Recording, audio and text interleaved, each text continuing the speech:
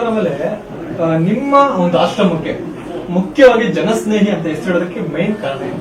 Sir, ಇವತ್ತು ಜನಸ್ನೇಹಿ ಅನ್ನೋ ಒಂದು ಮಾತು ಅಥವಾ ಜನಸ್ನೇಹಿ ಅನ್ನೋ ಒಂದು ಏನ್ ಟೈಟ್ಲ್ ಇದೆ ಅದನ್ನ ಎಲ್ಲಿಗೆ ಅಂದ್ರೆ ಯಾವ ರೀತಿ ವರ್ಣನೆ ಮಾಡ್ಬೇಕಂತಾನೆ ಹೇಳೋದಕ್ಕೆ ಸಾಧ್ಯ ಇಲ್ಲ. ಯಾಕೆ ಅಂತ ಹೇಳಿದ್ರೆ ಜನರನ್ನ ನಾವ್ ಯಾವಾಗ ಪ್ರೀತಿಸ್ತೀವಿ, ಜನರ ಜೊತೆ ನಾವ್ ಯಾವಾಗ ಬೆರಿತೀವಿ, ಆ ಒಂದು ಸಂದರ್ಭವನ್ನ ಆ ಒಬ್ಬ ವ್ಯಕ್ತಿಯನ್ನ ಜನಸ್ನೇಹಿ ಅಂತ ಕರೀತಾರೆ.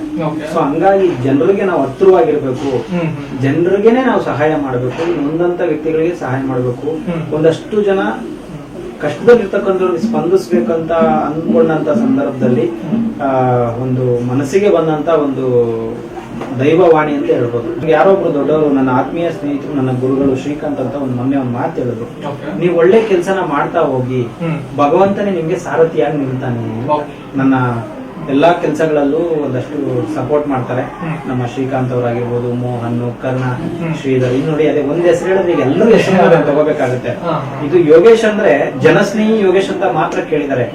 ಜನಸ್ನೇಹಿ ಕುಟುಂಬ ಅಂತ ಹೇಳ್ಬೇಕಾಗತ್ತೆ. ಇದನ್ನ ನಾವು ಜನಸ್ನೇಹಿ ಕುಟುಂಬದಲ್ಲಿರ್ತಕ್ಕಂಥ ಎಲ್ಲರೂ ಸಹಕಾರದಿಂದ ಹೌದು, ಸುಮಾರು ಜನರ ಶ್ರಮ ಇದೆ. ಇದು ನಾನು ಬಂದೇ ಅಲ್ಲ, ಅದೇ ನಾವು ಒಳ್ಳೆ ಕೆಲಸ ಮಾಡಿದ್ರೆ ಭಗವಂತ ಸಾರಥಿ ಆಗ್ತಾನ. ಸೊ ಅದನ್ನ ನಾನು ಹೇಳಕ್ ಇಷ್ಟಪಡ್ತೀನಿ. ಜನಸ್ನೇಹಿ ಸ್ವರ್ಗ ಅನ್ನುವಂತ ಹೆಸರು ಆಗ್ತದೆ ಸರ್. ಇವಾಗ ಒಂದಷ್ಟು ಜನರು ಮೈಂಡ್ ಅಲ್ಲಿ ಇದೆ, ನಾನು ಒಳ್ಳೆ ಕೆಲಸ ಮಾಡ್ತಾ ಇದ್ದೀನಿ ಅಥವಾ ನಾನು ಒಳ್ಳೆ ಕೆಲಸ ಮಾಡಿದ್ರೆ ಮಾತ್ರ ಸ್ವರ್ಗ ಬಾಗಿಲು ತೆಗಿಯುತ್ತೆ, ಕೆಟ್ಟ ಕೆಲಸ ಮಾಡಿದ್ರೆ ನಾನು ನರಕಕ್ಕೆ ಹೋಗ್ತೀನಿ ಅಂತ ಎಲ್ರು ಮಾತಾಡ್ತಾರೆ. ಇಲ್ಲಿ ಸತ್ತಿರೋರೆಲ್ಲರೂ ಕೂಡ ಮೇಲೂ ಸ್ವರ್ಗಕ್ಕೆ ಹೋದ್ರ ನರಕಕ್ಕೆ ಹೋದ್ರ ಅಂತ ನಾವು ನರಮಾನರು ಯಾರು ನೋಡೋದಕ್ಕೆ ಸಾಧ್ಯ ಆಗಿಲ್ಲ. ಹಾಗಾಗಿ ಜನಸ್ನೇಹಿ ಆಶ್ರಮನ ಸ್ವರ್ಗ ಅಂತ ಯಾಕೆ ಕರಿತೀನಿ ಅಂತ ಹೇಳಿದ್ರೆ, ನೀವೆಲ್ಲೋ ಹೋಗ್ಬೇಕಾಗಿಲ್ಲ ಸ್ವರ್ಗನ ನೋಡೋದಕ್ಕೆ. ಇಲ್ಲಿ ಬಂದ್ರೆ ನಿಮ್ಗೆ ಸ್ವರ್ಗನೂ ನಾನೇ ತೋರಿಸ್ತೀನಿ, ನರ್ಕನೂ ನಾನೇ ತೋರಿಸ್ತೀನಿ. ಇವತ್ತು ಹೆಂಗಾಗಿದೆ ಅಂದ್ರೆ ನೀವು ಯಾರು ತಪ್ಪಾಗಿ ಭಾವಿಸ್ಬೇಡಿ. ಇವಾಗ ನಾವೆಲ್ಲ ಏನಾದ್ರೂ ಕೊಟ್ಟೆ ದಾನ ಧರ್ಮ ಮಾಡಿದ್ರೆ ತಗೊಂಡೋಗಿ ಫೇಸ್ಬುಕ್, ಯೂಟ್ಯೂಬ್, ಇನ್ಸ್ಟಾಗ್ರಾಮ್ ಗಳಿಗೆ ಹಾಕ್ತಾ ಇದೀವಿ. ಕಾರಣ ಏನಂದ್ರೆ ನಮ್ಮನ್ನ ನಾವು ತೋರ್ಪಡಿಕೆ ಮಾಡ್ಕೊಳ್ತಾ ಇದೀವಿ. ಇಲ್ಲಿ ಯಾರೇನ್ ಸ್ಪೆಷಲ್ ವ್ಯಕ್ತಿಗಳೇ ಅಲ್ಲ. ನನ್ನ ಪ್ರಕಾರ ನಾನು ಕೂಡ ಏನ್ ಸ್ಪೆಷಲ್ ವ್ಯಕ್ತಿ ಅಲ್ಲ. ಈಗ ಮಹಾನ್ ಭಾವನ ನಾನು ಹೇಳಬಲ್ಲೆ. ಇವತ್ತು ಇಲ್ಲಿ ಕೂರ್ಸಿದೀವಿ ಇವ್ರನ್ನ, ಪುನೀತ್ ರಾಜ್ಕುಮಾರ್ ಸರ್ನ. ನಾನೊಂದು ಮಾತು ಹೇಳ್ತೀನಿ ಅಣ್ಣ, ಈಗ ಈ ವಿಡಿಯೋ ನೋಡಿದವರು ಒಂದಷ್ಟೇ ಅವ್ರನ್ನ ಪಬ್ಲಿಸಿಟಿಗೆ ಅಲ್ಲಿ ಕೂರ್ಸವ್ರೆ ಅಂತ ಅನ್ಬೋದು. ನಾನ್ ನಿಜ ಹೇಳ್ತಾ ಇದೀನಿ, ನಾನು ಅವ್ರ ಅಭಿಮಾನಿ ಅಲ್ಲವೇ ಅಲ್ಲ. ಸಿನಿಮಾ ನೋಡಿದೀನಿ, ಸಿನಿಮಾ ನೋಡಿಲ್ಲ ಅಂತಾನು ಹೇಳಲ್ಲ, ನಾನು ಅಭಿಮಾನಿನೂ ಅಲ್ಲ. ಆಮೇಲೆ ಅವ್ರ ಹೆಸರು ಹೇಳಿದ್ರೆ ಪ್ರಚಾರ ಸಿಗುತ್ತೆ ಅನ್ನೋ ಕಾರಣಕ್ಕೂ ನಾನು ಇಲ್ಲಿ ಇಟ್ಟಿಲ್ಲ ಅವ್ರನ್ನ. ಇದನ್ನ ಚೆನ್ನಾಗಿ ಅರ್ಥ ಮಾಡ್ಕೊಳ್ಳಿ. ಇನ್ನ ಮುಂದೆ ಬರುವಂತ ಪೀಳಿಗೆಯವರು ಇಂಥವ್ರನ್ನ ನೋಡಿ ಆದರ್ಶವಾಗಿ ತಗೊಳ್ಬೇಕಾಗತ್ತೆ. ಅವ್ರ ಸೇವೆನ ಯಾವಾಗ ಇನ್ಸ್ಪೈರ್ ಆದೆ ಅಂದ್ರೆ, ಅವ್ರು ಬದುಕಿದ್ದಾಗ ಅವ್ರ ಸೇವೆ ಬಗ್ಗೆ ಯಾರಿಗೂ ಗಮನ ಇರ್ಲಿಲ್ಲ. ತೀರೋದಂತ ಕಾಲದಲ್ಲಿ ನಿಜವಾಗ್ಲೂ ಅವ್ರ ಬಗ್ಗೆ ಕೇಳಿದಾಗ್ಲೇ ಹೆಮ್ಮೆ ಅನ್ಸುತ್ತೆ. ಅವರು ಯಾರಿಗೆ ಏನೇನ್ ಮಾಡಿದಾರೋ ಅದು ನನಗೆ ಗೊತ್ತಿಲ್ಲ. ಬಟ್ ಒಂದು 1800 ಜನ ಹೆಣ್ಣು ಮಕ್ಕಳಿಗೆ ವಿದ್ಯಾಭ್ಯಾಸಕ್ಕೆ ಒಂದು ದಾರಿ ಆಗ್ತಾರೆ, ಒಂದಷ್ಟು ಅನಾಥಾಶ್ರಮಗಳಿಗೆ ಸಹಾಯ ಮಾಡ್ತಾರೆ. ಹಂಗಂದ್ರೆ ಒಂದಷ್ಟು ಜನ ಕೇಳ್ತಾರೆ ನನ್ನ, ಯೋಗೇಶ್ ಅವರೇ ನಿಮ್ಮ ಆಶ್ರಮಕ್ಕೂ ಒಂದು ಸಹಾಯ ಮಾಡಿದ್ರ ಪುನೀತ್ ಸರ್ ಅಂತ. ನಾನು ಪುನೀತ್ ಸರ್ನ ಮುಖಾಮುಖಿ ಭೇಟಿಯಾಗಿ ನೋಡಿದ್ದೆ ಒಂದ್ಸತಿ. ಆದ್ರೆ ನಿಜವಾಗ್ಲೂ ನಾನು ನೋಡಿದ್ ಬಿಟ್ರೆ ನಾನು ಏನು ಮಾತಾಡಿದ್ದೆ. ನಾನು ಅವರ ಮನೆಯಲ್ಲಿ ಪಾರ್ವತಮ್ಮ ರಾಜ್ಕುಮಾರ್ ಅವರು ತೀರೋಗಿದ್ದ ಪುಣ್ಯ ಸ್ಮರಣೆ ಕಾರ್ಯಕ್ರಮಕ್ಕೆ ಒಬ್ಬರು ದೊಡ್ಡವ್ರ ಜೊತೆ ಹೋಗಿದ್ದೆ. ಆ ಸಂದರ್ಭದಲ್ಲಿ ಅವ್ರ ಮನೆ ಒಳಗಡೆ ಹೋದಾಗ ಮೇಲಿನ ಮೆಟ್ಲು ಇಟ್ಕೊಂಡು ಬಂದ್ರು. ನಾನು ಅನಿಸ್ತು, ಏನಪ್ಪಾ ಇಷ್ಟೊಂದು ಸಿಂಪಲ್ ಆಗಿದ್ದಾರೆ, ಕತ್ತಲ್ಲಿ ಒಂದು ಚೈನ್ ಇಲ್ಲ, ಕೈಯಲ್ಲಿ ಒಂದು ಉಂಗ್ರ ಇಲ್ಲ, ಇಷ್ಟು ದೊಡ್ಡ ಮನೆ, ಲಕ್ಷಾಂತರ ಜನ ಬಂದಿದ್ದಾರೆ, ಮನೆ ಬಾಗ್ಲ ಹತ್ರ ನಿಂತಿದ್ದಾರೆ. ಆದ್ರೆ ಇವ್ರೇನು ಮೆಟ್ಲಿಂದ ಇಳಿದು ಬರ್ತಿದ್ರೆ ಒಂದು ವೈಟ್ ಶರ್ಟ್ ಹಾಕಿದ್ರೆ, ಒಂದು ನಾರ್ಮಲ್ ಯಾವ್ದೋ ಒಂದು ಪ್ಯಾಂಟ್ ಹಾಕಿದ್ರೆ, ಒಂದು ಚೈನ್ ಇಲ್ಲ, ಏನೂ ಇಲ್ಲ. ಆಮೇಲೆ ಬಂದು ಅವರೆಲ್ಲ ಒಂದಷ್ಟು ಜನ, ನಾನು ಅಲ್ಲೊಬ್ಬ ಪ್ರೇಕ್ಷಕನಾಗಿ ನಿಂತಿದ್ದೆ, ಅಷ್ಟು ಜನಗಳ ಮಧ್ಯದಲ್ಲಿ ಎಲ್ಲಾರನ್ನೂ ಅವರು ಎಲ್ಲರೂ ಊಟ ಮಾಡಿದ್ರ, ತಿಂಡಿ ಮಾಡಿದ್ರ, ಊಟ ಆಯ್ತಾ ಅಂತ ಎಲ್ಲ ಕೇಳ್ಕೊಂತ ಹೋಗ್ತಾ ಇದ್ರು. ಬಟ್ ನಾನು ಅವ್ರ ಜೊತೆ ಒಂದು ಸೆಲ್ಫಿನೋ ಒಂದು ಫೋಟೋ ತಗೋಬೇಕನ್ನೋ ಆಸೆ ಇತ್ತು. ಅಟ್ಲೀಸ್ಟ್ ಇಂಥ ಪುಣ್ಯಾತ್ಮನ ಜೊತೆ ಒಂದು ಫೋಟೋ ತಗೊಳಕ್ ಆಗ್ಲಿಲ್ಲ ನನ್ನ ಕೈಲಿ ಅಂತ. ಇವತ್ತು ನಾವು ಒಂದು ವಿಗ್ರಹ ಮಾಡಿ ಇಟ್ಟಿದೀವಿ ಅಂದ್ರೆ ಏನೋ ಸುಮ್ನೆ ತಾತ್ಕಾಲಿಕವಾಗಿ ಇಟ್ಟಿದ್ದಲ್ಲ ಇದು. ಇದನ್ನ ಹೌದೌದು, ಇಡೀ ಕರ್ನಾಟಕದಲ್ಲಿರೋ ಎಲ್ಲ ಯುವಕರನ್ನ ನಾನು ಒಂದೇ ಮಾತು ಹೇಳೋದು, ಇನ್ಸ್ಪೈರ್ ಆಗಿ ತಗೊಳ್ಳಿ. ನೀವು ಪೂಜೆ ಮಾಡಿ ಅಂತ ಹೇಳಲ್ಲ, ಇನ್ಸ್ಪೈರ್ ಆಗಿ ತಗೊಳ್ಳಿ. ಸಾಮಾನ್ಯವಾಗಿ ಆಶ್ರಮ ನಡೆಸೋದು ಅಷ್ಟು ಈಸಿ ಅಂತ ಎಲ್ರಿಗೂ ಗೊತ್ತಿರುವಂತ ಸತ್ಯ. ಇಲ್ಲಿ ಮುಖ್ಯವಾಗಿ ಏನಂತಂದ್ರೆ ಎಲ್ಲಾ ಟೈಮಲ್ಲೂ ದಾನಿಗಳು ಸರಿಯಾದ ಬಂದು ಮಾಡ್ತಾರೆ ಅಂತ ಹೇಳಕ್ಕಾಗಲ್ಲ. ಸಾಕಷ್ಟು ಸಮಯದಲ್ಲಿ ನಮ್ಗೆ ಏನಾಗುತ್ತೆ, ದಾನಿಗಳಿದ್ದರೆ ತುಂಬಾ ಆರ್ಥಿಕ ಸಮಸ್ಯೆ ಏನಾದ್ರು ಎದುರಾಗ್ತಾ ಇದ್ದಾರೆ. ಸೊ ಅಂತ ಟೈಮಲ್ಲಿ ಇಷ್ಟು ದೊಡ್ಡ ಆಶ್ರಮ ನಡೆಸೋದಕ್ಕೆ ಎಷ್ಟು ರಿಸ್ಕ್ ಅನಿಸ್ತದೆ ಸರ್? ಪ್ರತಿಯೊಂದು ದಿನನೂ ಪ್ರತಿಯೊಂದು ಕ್ಷಣನೂ ನಮ್ ಜೀವ ಹೋಗ್ತಾ ಇರುತ್ತೆ ಸರ್. ನೋಡಿ, ಒಬ್ಬ ಸಮಾಜ ಸೇವಕ, ಒಬ್ಬ ಸಮಾಜದಲ್ಲಿ ಒಳ್ಳೆ ಸೇವೆ ಮಾಡ್ತಾರೆ, ಇದನ್ನ ಒಂದಷ್ಟು ಜನ ಒಪ್ಕೊಳ್ಳಕ್ಕೆ ರೆಡಿ. ಎಲ್ರು ಕಾನ್ಸೆಪ್ಟ್ ಆಶ್ರಮ ಅಂದ್ರೆ ಏನು?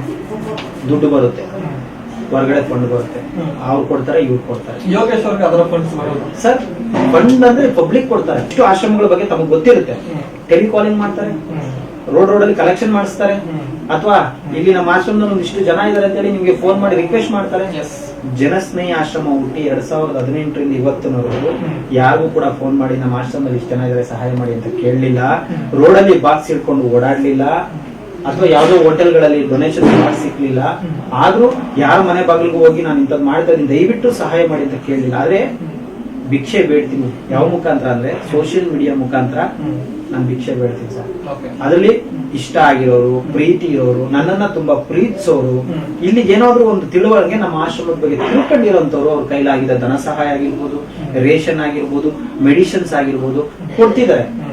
ಆ ಕೊಡೋದ್ರಿಂದನೇ ಇವತ್ತು ನಾನು 140 ಜನರನ್ನ ಸಾಕೋದಕ್ಕೆ ಶಕ್ತಿ ಬಂದಿದೆ. ಓಪನ್ ಆಗಿ ಹೇಳ್ತೀನಿ ಸರ್, ನಾನು ಒಬ್ಬ ಭಿಕ್ಷುಕ ಅಂತ ಹೇಳ್ಕೊಳ್ಳೋದಕ್ಕೆ ನನ್ಗೆ ಏನೇನು ನಾಚಿಕೆ ಇಲ್ಲ. ಯಾಕಂದ್ರೆ ಈ ಭೂಮಂಡಲದಲ್ಲಿ ಎಲ್ಲರೂ ಒಂದೊಂದು ರೀತಿ ಭಿಕ್ಷುಕರೇ. ಆದ್ರೂ ಕೂಡ ನಮ್ಗೆ ಸಮಾಜದಲ್ಲಿ ಏನಾದ್ರೂ ಒಂದು ಸಾಧನೆ ಮಾಡಬೇಕು, ಸಮಾಜಕ್ಕೆ ಏನಾದ್ರೂ ನಮ್ಮ ಕೈಲಾದಂತ ಒಂದು ಸಣ್ಣ ಕೊಡುಗೆಯನ್ನ ಕೊಡಬೇಕು, ನಾವು ಓದಂತ ಕಾಲದಲ್ಲಿ ನಮ್ಮನ್ನೊಂದಷ್ಟು ಜನ ಪ್ರೀತಿಸಬೇಕು ಅನ್ನೋ ಆಸೆ ಬಿಟ್ರೆ ಬೇರೆ ಏನಿಲ್ಲ. ಒಂದು ಸತ್ಯ ನಮ್ಗೆ ಅರ್ಥ ಆಗಿದೆ, ನಾವು ಪ್ರತಿ ಕ್ಷಣ ಪ್ರತಿದಿನ ಸಾವು ಹತ್ರ ಆಗ್ತಾ ಇದ್ದೀವಿ ಸರ್. ಪ್ರತಿ ಕ್ಷಣ. ಈಗ ನನ್ನ ಹತ್ರ 2 ಅವರ್ ಮಾತಾಡಿದ್ರೆ ನಮ್ದು ನಿಮ್ದು 2 ಅವರ್ ಕಮ್ಮಿ ಆಯ್ತು. ಹತ್ರ ಬರ್ತಾ ಇದೆ, ನಮ್ ಸಾವಿನ ದಿನಗಳು ಹತ್ರ ಬರ್ತಾ ಇದೆ. ನಿಜ ಸರ್, ಇದು ನಮ್ ಸಾವಿನ ದಿನಗಳಿಗೆ ಹತ್ರ ಆಗ್ತಾ ಇದೀವಲ್ಲ ನಾವು. ವಯಸ್ಸಾಗ್ತಾ ಇರ್ಬೋದು, ಹೆಂಗಾಗಿ ಕಾಣ್ತಾ ಇರ್ಬೋದು, ಎನರ್ಜಿ ಜಾಸ್ತಿ ಆಗಿರ್ಬೋದು, ಬಟ್ ನಾವು ಸಾವು ಮಾತ್ರ ಹತ್ರನೇ ಆಗ್ತಾ ಇರೋದು. ಹಂಗಾಗಿ ಗೊತ್ತಿಲ್ಲ ಸರ್, ಯಾರು ಯಾವ ಕ್ಷಣ ಬೇಕಾದ್ರೂ ಸಾಯ್ಬೋದು ಗೊತ್ತಿಲ್ಲ. ಹೋಗೋವಾಗ ಒಂದಷ್ಟು ಜನ ನೋಡಿ, ಈ ಸಮಾಜ ಸೇವಕ ಒಂದ್ ವೇಳೆ ಹೋಗ್ಬಿಟ್ರೆ ಹೇಳ್ತಿರೋದು, ಅಮ್ಮಮ್ಮ ಅಂದ್ರೆ ಏನ್ ಚೇಂಜಸ್ ಆಗುತ್ತೆ? ಏನು ಚೇಂಜಸ್ ಆಗಲ್ಲ. ಒಂದು 15 ದಿನ ಫೇಸ್ಬುಕ್ ಯೂಟ್ಯೂಬ್ ಅಲ್ಲಿ ಫೋಟೋ ಹಾಕ್ಬೋದು, ಇಷ್ಟಪಡೋರು ಒಂದು 10-20 ಆಳ ತಂದು ಹಾಕ್ಬೋದು, ಅಥವಾ ಮನೆಯವರು ಒಂದು ಫ್ಯಾಮಿಲಿ ಅಂತ ಬಂದಾಗ ಒಂದ್ 2 ತಿಂಗಳು 1 ವರ್ಷ ಮನೆ ಮುಂದೆಗಡೆ ಫೋಟೋ ಹಾಕಿರ್ತಾರೆ. ಆಮೇಲೆ ತಗೊಂಡಾಗ 1 ವರ್ಷ 2 ವರ್ಷ ಆದ್ಮೇಲೆ ಹಿಂದಕ್ಕೆ ತಗೊಂಡೋಗಿ ಬಿಸಾಕ್ತಾರೆ. ಆದ್ರೆ ನಾವು ಮಾಡದಂತ ಕೆಲಸಕ್ಕೆ ಸಾವಿಲ್ಲ, ಇವ್ರು ಮಾಡೋಗಿದ್ ಕೆಲ್ಸಕ್ಕೆ ಸಾವಿಲ್ಲ. ಆ ರೀತಿ ಕೆಲಸಗಳನ್ನ ಮಾಡ್ಬೇಕಂದ್ರೆ ಯುವಕರು ಎಚ್ಚೆತ್ಕೋಬೇಕು, ಜೀವನವನ್ನ ಬದಲಾಯಿಸ್ಕೋಬೇಕು, ದುರ್ಚಟಗಳಿಂದ ಆಚೆ ಬರಬೇಕು.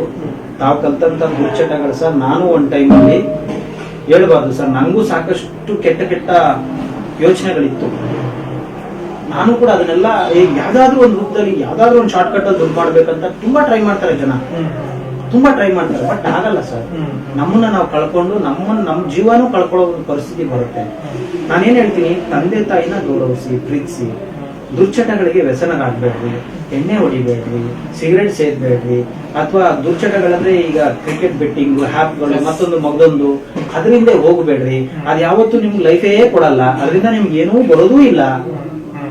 ನಾವೀಗ ಮಾತು ಹೇಳ್ತಾ ಇದೀವಿ ಅಂದ್ರೆ ನೀವು 100 ಜನ ಬದಲಾಗ್ಲಿಲ್ಲ ಅಂದ್ರೂ ಪರವಾಗಿಲ್ಲ, ಒಬ್ಬ ವ್ಯಕ್ತಿ ಇದನ್ನ ನೋಡಿ ಬದಲಾದ್ರೂ ನಮ್ಗೆ ಸಂತೋಷ ಇದೆ.